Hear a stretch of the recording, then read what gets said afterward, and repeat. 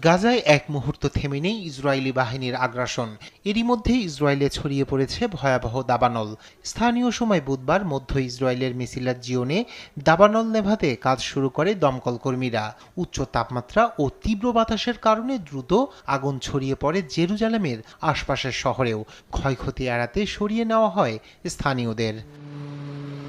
দাবানলের কারণে বেশ কিছু মহাসড়ক বন্ধ করে দিয়েছে পুলিশ। রাস্তা আটকে দিয়ে যাত্রী ও চালকদের নিরাপদ স্থানে সরিয়ে নেওয়ার নির্দেশ দিয়েছেন পুলিশ প্রধান।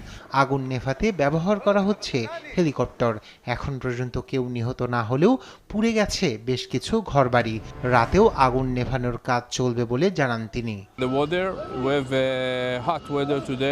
দুপুরে আবহাওয়ার কারণে শুরু হয় আগুন। তীব্র গরম ও বাতাসের কারণে তা দ্রুত ছড়িয়ে পড়ে। তবে সব এলাকায় দাবানল নিয়ন্ত্রণে কাজ চলছে।